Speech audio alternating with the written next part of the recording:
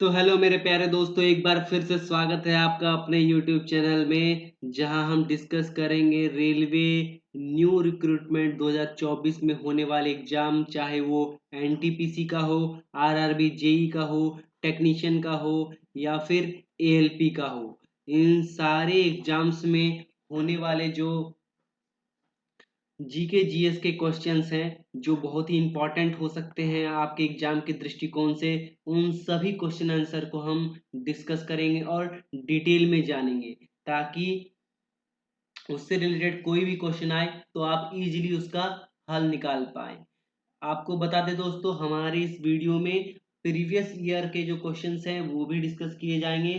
तो हमारे चैनल में बने रहने के लिए कीजिए हमारे चैनल को सब्सक्राइब। साथ ही अगर आपको हमारा ये वीडियो सीरीज पसंद आ रहा है तो अपना सुझाव कमेंट बॉक्स में जरूर दें। तो आइए बिना किसी देरी के शुरू करते हैं। आज का हमारा पहला क्वेश्चन जो है, आज का जो हमारा सबसे पहला क्वेश्चन है, एकमात्र अधातु जो कमरे के तापमान पर तरल होता है, तो वो कौन सा एकमात्र अधातु है? यानी नॉन मेटेलिक, नॉन मेटल मतलब मेटल नहीं है, जो कमरे के तापमान में तरल होता है। तरल मतलब होता है द्रव, यानी पानी के जैसा होता है, पानी के जैसा होता है। तो वो कौन सा है एकमात्र धातु? तो इसका सही आंसर है ब्रोमीन। ब्रोमीन जो एकमात्र अधातु है, एकमात्र धातु जो कमरे के तापमान पर तरल होता है, वो क्या है? ब्रोमीन है। ब्रोमीन जो है कमरे के तापमान पर तरल होता है। पारा, जिसको हम लोग Hg भी बोलते हैं, मरकरी भी बोलते हैं, ये भी कमरे के तापमान पर तरल होता है, पर ये क्या है? धातु है। पर ये क्या है? धातु है। क्लोरीन क्या होता है? कमरे के तापमान पर गैस होता है। क्लोरीन जो है कमरे के तापमान पर क्या होता है? गैस होता है। ब्रोमीन के बारे में आपको बता दें, ब्रोमीन जो है क्या होता है? एक अधातु है जिसका परमाणु संख्या कितना है? ब्रोमीन का जो परमाणु संख्या है, वो परमाणु संख्या है कितना है ब्रोमीन का? ये 35 है। और इसको हम लोग बी स्मॉल आर से क्या करते हैं? डिनोट करते हैं। और मरकरी जो है आपको बता दिया, मरकरी जिसको हम लोग पारा भी बोलते हैं, ये कमरे के तापमान पर जो है एकमात्र धातु है। अगर एकमात्र धातु बोलेगा तो, कमरे के तापमान पर एकमात्र धातु बोलेगा तो आपका आंसर क्या हो जाएगा दोस्तों? वो हो जाएगा पारा। यहाँ पे अधातु बोला है इसलिए यहाँ पे आंसर क्या हो गया है? ब्रोमीन हो गया है। क्लोरीन क्या है? कमरे में तापमान में पाई जाने वाली गैस है, जिसको हम लोग क्या बोलते हैं? जनरली ये Cl2 यानी डाइक्लोरीन के फॉर्म में मौजूद होता है। जनरली ये क्या होता है? गैस होता है जो किस फॉर्म में? डाइक्लोरीन के फॉर्म में जो होता है मौजूद होता है। गैलियम क्या है? गैलियम क्या है? गैलियम एक धातु है। गैलियम क्या है? धातु है, जिसका जो कमरे के तापमान पर जो पिघलाव होता है वो 29.76 डिग्री सेंटीग्रेड पर ये क्या होता है? पिघल जाता है। बढ़ते हैं अगले क्वेश्चन की तरफ। अगला क्वेश्चन बहुत इंपॉर्टेंट है, प्रीवियस ईयर में पूछा जा चुका है। क्वेश्चन है मानच। मानच कहाँ का लोक नृत्य है? क्या पूछा गया है? मानच जो है वो कहाँ का लोक नृत्य है? तो इसका सही आंसर हो जाएगा मध्य प्रदेश। मानच जो कहाँ का लोक नृत्य है? मानच जो है मध्य प्रदेश का लोक नृत्य है। और इसे मध्य प्रदेश का क्या किया गया है? मानच को मध्य प्रदेश का राजकीय नाटक जो है घोषित किया गया है। मानच को क्या किया गया है? राजकीय नाटक के रूप में घोषित किया गया है। कहाँ पे? मध्य प्रदेश में। मध्य प्रदेश में जो है मानच को जो है राष्ट्रीय नाटक के रूप में घोषित किया गया है। इसकी शुरुआत कब हुई थी? मानच की जो शुरुआत हुई थी वो 18वीं सदी के आसपास इसकी शुरुआत की गई है। और मध्य प्रदेश में अगर इसका जन्मस्थली बना इस नृत्य का, तो वो क्या है? उज्जैन। उज्जैन में ही क्या है? महाकाल का मंदिर भी है, जो बहुत क्या है? फेमस है।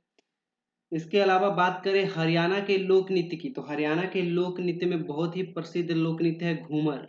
हरियाणा के लोक नृत्य में बहुत ही प्रसिद्ध क्या है? घूमर है। इसके अलावा जो जो हरियाणा के लोक नृत्य हैं उसमें प्रमुख है खोरिया। खोरिया जो है हरियाणा का प्रमुख लोक नृत्य है। इस और क्या क्या है? फाग। फाग भी जो है हरियाणा का लोक नृत्य है। केरल के लोक नृत्य की बात करें तो बहुत ही इंपॉर्टेंट केरल के लोक नृत्य हैं। केरल के लोक नृत्य में सबसे पहला आ जाता है कथकली। केरल के लोक नृत्य में सबसे पहले क्या आ जाता है? कथकली जो है केरल के लोक नृत्य में आ जाता है। इसके अलावा क्या है? तय्यम। तय्यम जो है ये भी क्या है? केरल का लोक नृत्य आता है। इसके अलावा क्या आता है? मोहिनी अट्टम। मोहिनी अट्टम भी क्या है? केरल के लोक नृत्य में शामिल है।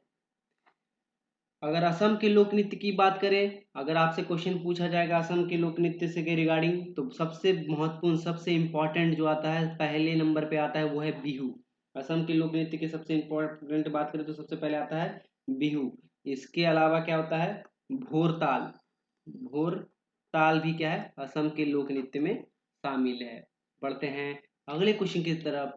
अगला क्वेश्चन भी बहुत इंपॉर्टेंट पूछा गया है। निम्न में से किस रंगीन प्रकाश में सबसे कम आवृत्ति होती है? यहाँ पे ध्यान देने वाली बात है, सबसे कम आवृत्ति यानी फ्रीक्वेंसी जो पूछा गया है वो सबसे कम कौन से रंगीन प्रकाश में होती है। यहाँ रंगीन प्रकाश की बात की गई है तो हमारा सही आंसर हो जाएगा, वो हो जाएगा लाल। लाल में जो है सबसे कम आवृत्ति होती है। और लाल रंग में क्या होता है? लाल रंग के प्रकाश में तरंगदैर्घ्य, लाल रंग के जो प्रकाश होता है उसमें क्या होता है? तरंगदैर्घ्य। तरंगदैर्घ्य जो होता है वो सबसे ज्यादा होता है। क्या होता है? तरंगदैर्घ्य और जो आवृत्ति है वो क्या होती है? एक दूसरे के उल्टा होता है। अगर आवृत्ति कम होगा तो तरंगदैर्घ्य ज्यादा होगा, और अगर तरंगदैर्घ्य ज्यादा होगा तो आवृत्ति कम होगा। इसीलिए क्या है? लाल का आवृत्ति सबसे कम है, इसीलिए क्या है? सभी प्रकाश में से, इसलिए इसका तरंगदैर्घ्य क्या है? ज्यादा है। अगर इसी के उल्टे में बात करें तो बैगनी रंग जो होता है उसका क्या होता है? बैगनी रंग का जो तरंगदैर्घ्य होता है, बैगनी रंग का जो तरंगदैर्घ्य होता है वो क्या होता है? कम होता है। इसलिए इसका आवृत्ति क्या होगा? आवृत्ति सबसे ज्यादा होता है। बैगनी रंग का आवृत्ति सबसे ज्यादा होता है। बैगनी रंग का जो आवृत्ति होता है, बैगनी रंग का जो आवृत्ति होता है वो सबसे ज्यादा होता है। और लाल रंग का जो प्रकीर्णन होता है वो सबसे कम होता है। इसीलिए क्या होता है? रेड लाइट में जो, इसलिए जो सिग्नल है उन सब में ज्यादातर क्या होते हैं? लाल रंग के बल्ब लगाए जाते हैं। क्योंकि उसका प्रकीर्णन, वो बिखराव जो होता है सबसे कम होता है और लंबी दूरी से क्या होता है? देखा जा सकता है। बढ़ते हैं अगले क्वेश्चन की तरफ दोस्तों। जो लोग हमारे दोस्त पे नए हैं, अपना सपोर्ट बनाए रखने के लिए कीजिए चैनल को सब्सक्राइब, साथ ही अपना जो महत्वपूर्ण विचार है वो हमारे कमेंट सेक्शन में आप बता सकते हैं। नेक्स्ट जो क्वेश्चन है, नेक्स्ट क्वेश्चन पूछा गया है, एशिया का सबसे पुराना तेल क्षेत्र कहाँ स्थित है? क्या पूछा गया है? एशिया का सबसे पुराना तेल क्षेत्र जो है वो कहाँ स्थित है? सही आंसर है असम में। कहाँ स्थित है? असम में स्थित है। एशिया का जो सबसे पुराना तेल क्षेत्र है वो असम के कहाँ पे? तिनसुकिया जिले में। कौन सा जिले? तिनसुकिया जिले में, तिनसुकिया जिले में स्थित है। जो क्या नाम से जाना था? डिगबोई नाम से भी फेमस है। डिगबोई नाम से भी क्या है? प्रसिद्ध है। और यहाँ पे क्या हुआ था 19वीं सदी में? यहाँ पे जो क्या हुआ था 19वीं सदी में जो हुआ था, कच्चे तेल की खोज हुई थी। और जो सबसे पहला तेल का कुआं खोदा गया था वो खोदा गया था 1866 ईस्वी में। सबसे पहला तेल का जो कुआं खोदा गया था, सबसे पहला जो तेल का कुआं खोदा गया था वो कब खोदा गया था? 1866 ईस्वी में। और साल 1901 ईस्वी में जब क्या हुआ, असम ऑयल कंपनी ने यहाँ पे एशिया का पहला कुआं खोदा गया। और इसको हम लोग क्या करते हैं? भारतीय हाइड्रोकार्बन क्षेत्र की गंगोत्री भी कहा जाता है। इस डिगबोई क्षेत्र को क्या कहा जाता है? भारतीय हाइड्रोकार्बन क्षेत्र की गंगोत्री। भारतीय हाइड्रोकार्बन, भारतीय हाइड्रोकार्बन क्षेत्र की जो है, क्षेत्र की गंगोत्री भी कहा जाता है। किसको? यही एशिया का सबसे पुराने तेल क्षेत्र जो कहाँ पे है? असम के तिनसुकिया के डिगबोई में स्थित है। नेक्स्ट क्वेश्चन है, किस भारतीय ने नोबेल शांति पुरस्कार 2014 जीता? वो कौन सा भारतीय था जिसने क्या जीता? नोबेल शांति पुरस्कार 2014 जीता। तो इसका सही आंसर है कैलाश सत्यार्थी। कैलाश सत्यार्थी को जो है 2014 में शांति का, यहाँ पे ध्यान देने वाली बात है, शांति का नोबेल पुरस्कार मिला। क्यों मिला? क्योंकि नोबेल जो कैलाश सत्यार्थी हैं वो क्या है, एक सामाजिक कार्य करता है, और इन्होंने क्या किया, भारत और दुनिया के दूसरे देशों में बाल श्रम, चाइल्ड लेबर, बाल श्रम, चाइल्ड लेबर के खिलाफ जो है वो काम किया, अभियान चलाया, और भारत में बचपन बचाओ आंदोलन की स्थापना की। क्या बच्चा, कौन सा आंदोलन? बचपन बचाओ, बचपन बचाओ आंदोलन, बचपन बचाओ आंदोलन की शुरुआत की। आपसे पूछा जाएगा क्वेश्चन पे, बचपन बचाओ आंदोलन की शुरुआत किसने की? तो वो कैलाश सत्यार्थी है, जिसके लिए इन्हें क्या किया गया, कैलाश सत्यार्थी पहले भी जो है नॉमिनेट हो चुके हैं कई बार नोबेल पुरस्कार के लिए, पहले भी नामांकन इनका भेजा गया, पर 2014 में जो है उनको फाइनली शांति का नोबेल पुरस्कार दिया गया। ये क्या गया, संयुक्त रूप से दिया गया, मलाला यूसुफजई, मलाला यूसुफजई के साथ जो है सम्मिलित रूप से इनको दिया गया। ये क्या है, पाकिस्तान की रहने वाली हैं, ये क्या है, पाकिस्तान की जो है रहने वाली हैं, और उन्होंने हर बच्चे को शिक्षा दिलाने के अधिकार को में काम किया, जिसके लिए उसको नोबेल का शांति पुरस्कार दिया गया। संजीव चतुर्वेदी कौन है? संजीव चतुर्वेदी की तो बात करें तो क्या किए हैं, ये 2002 बैच के जो है वन सेवा अधिकारी, ये 2002 के वन सेवा अधिकारी हैं, जिन्हें 2015 में संजीव चतुर्वेदी को 2015 में संजीव चतुर्वेदी को जो है 2015 में जो है रेमन मैगसे से जो पुरस्कार होता है उसे सम्मानित किया गया। इसमें संजीव चतुर्वेदी और अंशु गुप्ता दोनों को जो है 2015 में रमन मैग्सेसे पुरस्कार सम्मानित किया गया। आपको बताना है रमन मैग्सेसे पुरस्कार किस क्षेत्र में दिया जाता है, ये आपको कमेंट सेक्शन में बताना है।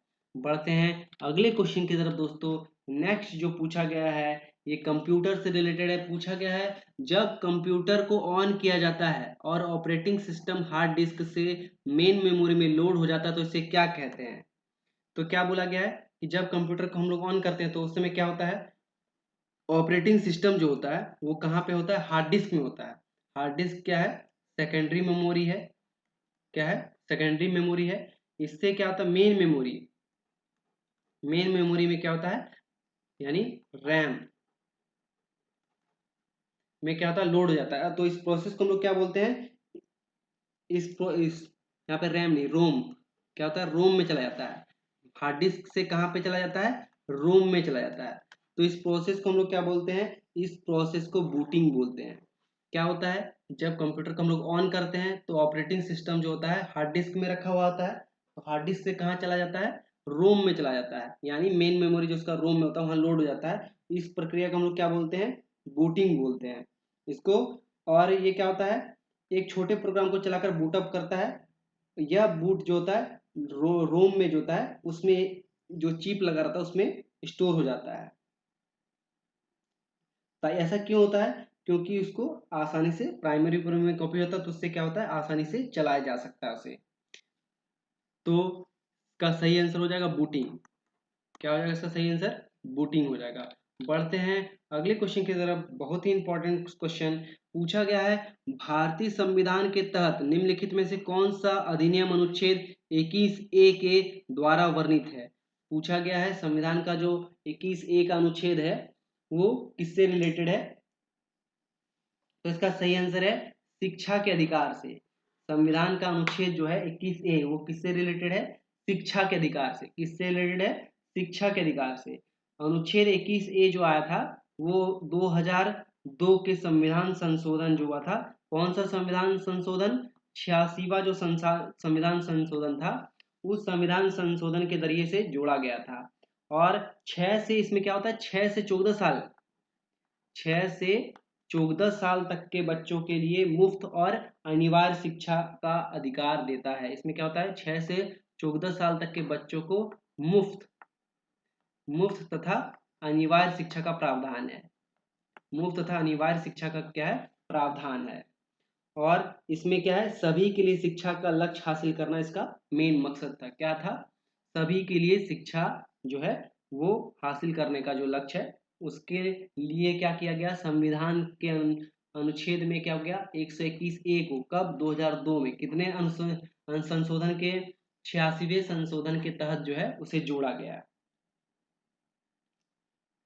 इसके अलावा बात करें तो सूचना का अधिकार जो है वो क्या है, मौलिक अधिकार है। और इस ये किसमें मेंशन है, संविधान के अनुच्छेद 19(1) में क्या है, 19(1) के तहत इसको क्या किया, मेंशन किया गया। कौन सा अधिकार, सूचना का अधिकार।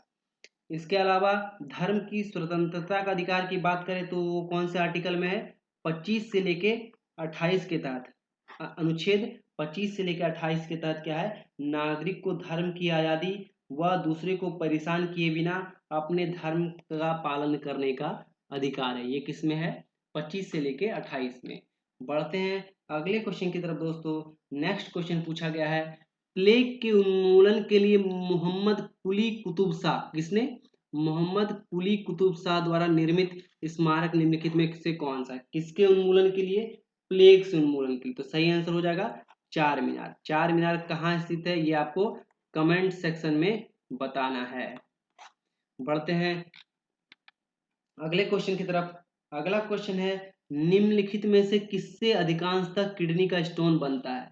वो कौन सा सब्सटेंस, वो कौन सा पदार्थ है जिसकी वजह से क्या होता है, किडनी का स्टोन, किडनी में जो स्टोन हो जाता है वो बनता है। तो इसका सही आंसर हो जाएगा कैल्शियम ऑक्सलेट। कैल्शियम ऑक्सलेट जो है उसकी वजह से किडनी में स्टोन बनता है। और आज का अंतिम सवाल है, भारतीय अंतरिक्ष कार्यक्रम के जनक हैं। तो वो भारतीय अंतरिक्ष कार्यक्रम के जनक कौन है, तो इसका सही आंसर हो जाएगा, भारतीय अंतरिक्ष कार्यक्रम के जनक के बारे में यहाँ पे पूछा गया है। तो इसका सही आंसर हो जाएगा डॉक्टर विक्रम साराभाई। डॉक्टर विक्रम साराभाई जो है भारतीय अंतरिक्ष कार्यक्रम के जनक हैं। भारत का पहला अंतरिक्ष मिशन कौन सा था, अगर बात करें अगर एडिशनल इंफॉर्मेशन की, तो वो था आर्यभट्ट। भारत का पहला अंतरिक्ष जो मिशन कौन सा था, वो था आर्यभट्ट। कब लॉन्च हुआ था, 19 अप्रैल 1975 को। कहाँ से, सोवियत संघ से, यानी उस समय के वर्तमान रूस से जो था वहां से प्रक्षेपित किया गया था। तो इसी के साथ धन्यवाद दोस्तों, मिलते हैं नेक्स्ट वीडियो में। तब तक के लिए धन्यवाद, कीजिए सब्सक्राइब, दोस्तों के बीच शेयर।